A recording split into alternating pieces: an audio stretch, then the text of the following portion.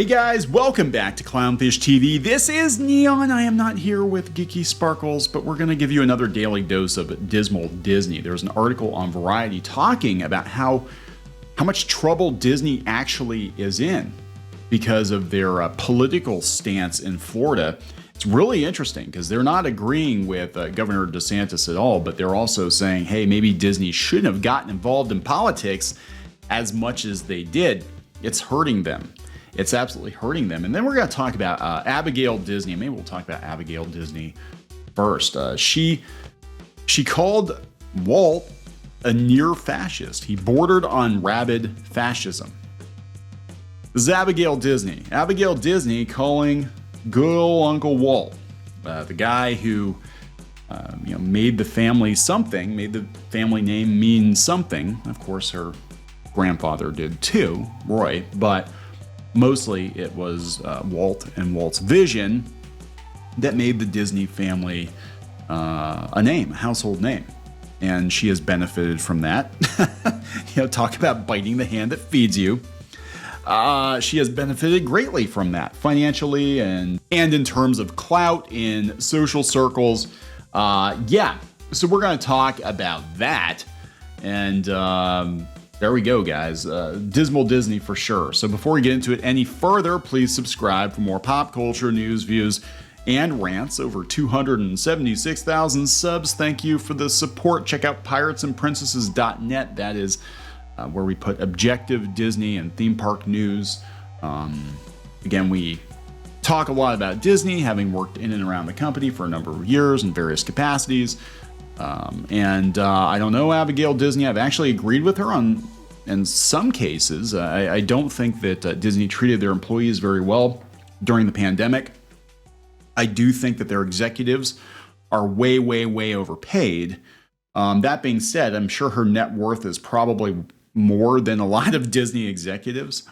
So you live in a glass house built by good old Uncle Walt. I about fell out of my chair, but I'm not surprised because I always thought it was interesting. Abigail Disney, who is definitely very progressive, she's very liberal, and she's out there, pushing progressive liberal causes and activism and all that jazz because she's got lots of time to do that because I don't think she has to work, right?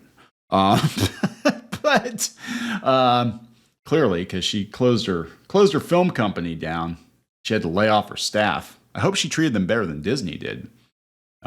Anyway, let's go back to this. So she apparently, according to the New York Post, ripped her great uncle Walt for being a fascist and stoking anti-Semitism and racism when he ran the company he co-founded with Roy O. Disney. Roy, who loved his brother very much, by the way, and in fact insisted that Disney World be called Walt Disney World, because Walt had passed before, Disney World opened.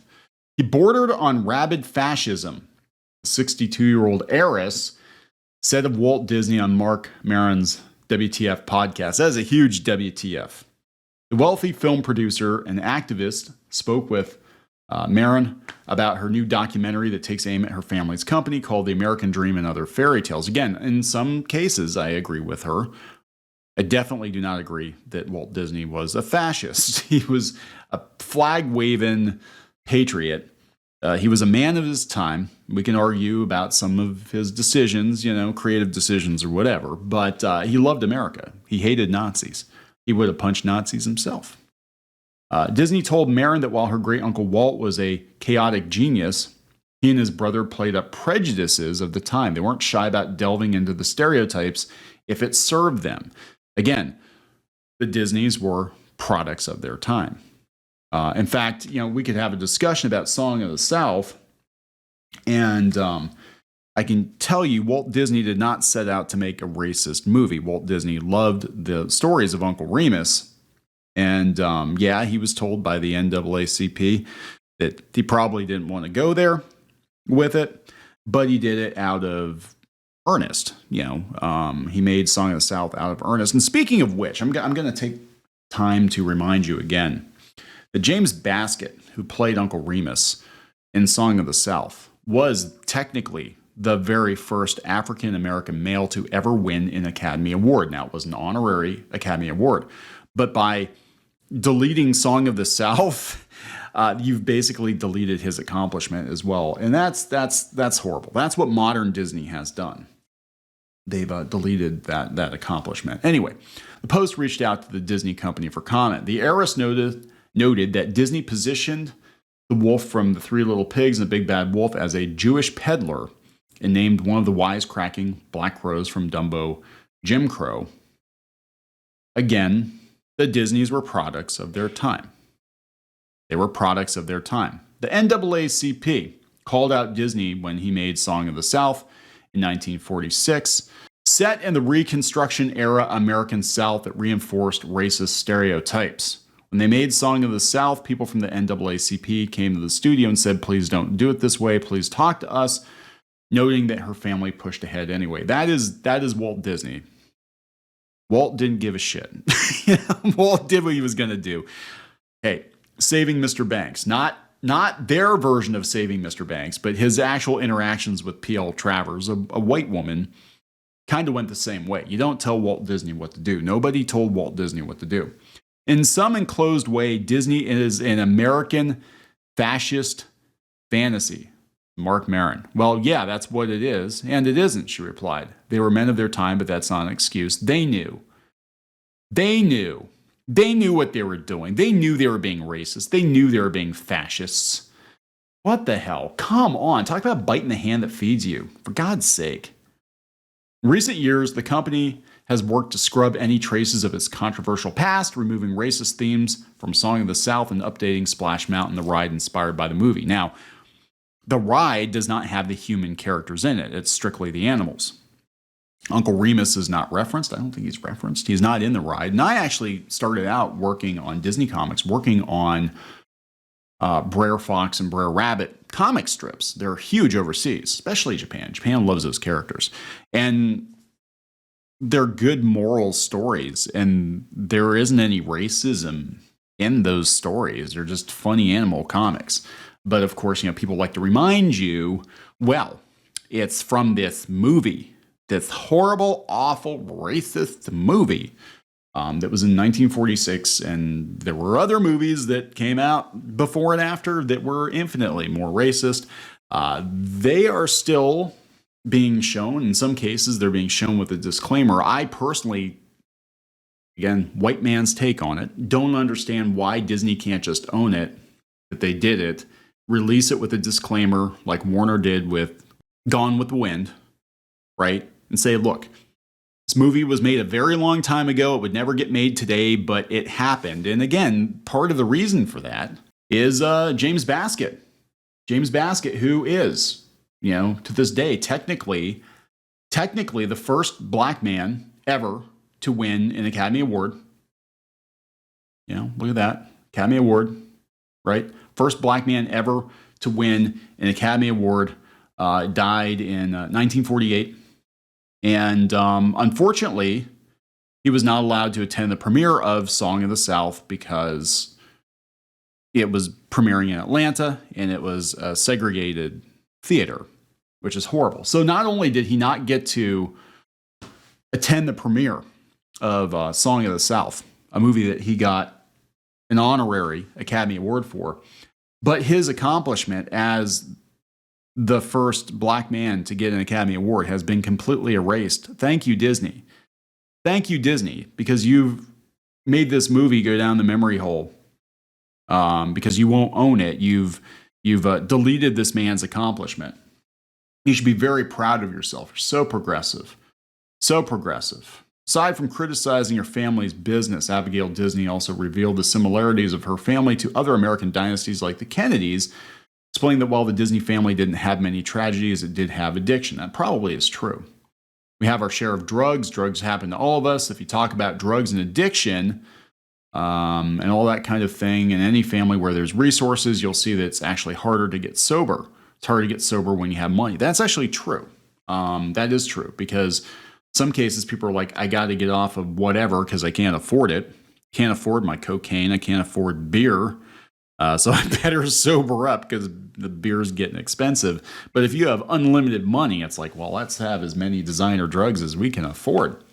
And if you don't have to get up and work a job every day, you don't have to answer to somebody, it's a little harder too. Like, well, I'm wealthy. I get up when I feel like getting up, and I don't really have to answer to anyone because I'm an effing Disney. I can do whatever I want. Anyway, Disney backpedaled, saying she realized how hard addiction was when you're abjectly poor, too, before doubling down. It's so hard when you're trapped in a family and can't really get out of it because you rely on it. What the fuck? What the fuck? I had some respect for her, but now I'm like, what the fuck? This just sounds like a Disney princess. She's somebody who's going on about, you are Mrs. Banks and Mary Poppins, out there looking for something to do. You're very wealthy and very bored, and you're out there with your picket signs looking for something to do. Holy shit. She was speaking from experience. Marin asked if she was sober, and she paused. It's complicated. Oh, God. Okay, so yeah, let's throw Walt under the bus. Let's agree that Disney was a fascist. And again, she had to shut her film company down, and she had to lay her people off. How'd that go? Fewer than 10 positions have been eliminated. So this is why she's probably not on the Disney board. She thinks Walt's a fascist and she can't run her own company. Anyway, God, seriously, Abigail? Seriously. Cora says, was Walt Disney a fascist? No, Walt Disney was not a fascist. He's conservative.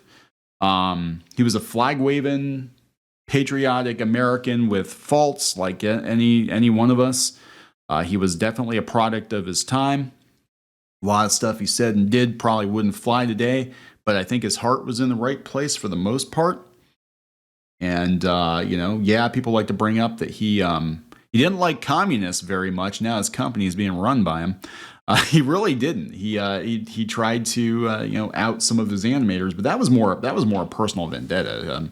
Some of his animators tried to go on strike. They almost destroyed his company, including Art Babbitt, who is one of the finest animators to have ever lived. Amazing talent. He did a lot of animation on the Raggedy Ann and Andy movie, which was really underappreciated. Anyway, Art Babbitt and friends were going to go on strike, and Disney basically used the opportunity, the Red Scare, to throw his former employees under the bus, because he didn't want people unionizing and hurting his bottom line. He became a businessman. Now, he started out, it's like so many people, as I understand it, he started out being a lot more liberal and a lot more open-minded. And then as he got into business and he saw how the world actually works and that people will take advantage of your kindness, he became more and more business-like. If you look at the early Disney photos when they were just starting out doing Snow White, there's a documentary on it. It's actually very, very good. And they had all kinds of photos. And he started out as someone who was like, you're part of the Disney family. We're a family. We're all friends here. We're all family here. And then as it turned out that, other people had their own interests and people started screwing him over, and he almost lost his business a couple times. He's like, yeah, I can't be your friend. I got to be the boss. So, he still cared about his workers, I guess, but he was like, yep, I got to keep a little bit of distance here because at the end of the day, I got to make financial decisions to ensure that my company lives on, along with his brother, so that someday Abigail Disney can have millions and millions of dollars and take a steaming shit on me. God, this is made in America. This is so made in America. Anyway, Variety put this article up talking about how Disney basically should have stayed out of politics. I had a friend kick this over. They said Disney is weakened because they got too political. And look, they're siding with the don't say gay side of things in this article, but they're also like, Disney should have just stayed the hell out of it. They should have stayed the hell out of it because now it's going to cost them Reedy Creek. Now they've got this adversarial relationship with the state of Florida, which has, Disney's kind of been their second home for years. And they said that Disney's gone quiet. I'd speculate this has something to do with them trying to work out this bigger issue, which can have huge economic consequences to them. They're basically not weighing in on political hot button issues. They're not, weighing in on LGBTQ plus issues. Chapek took credit for having stood her ground in the fight with DeSantis, but that was not the plan. It wasn't.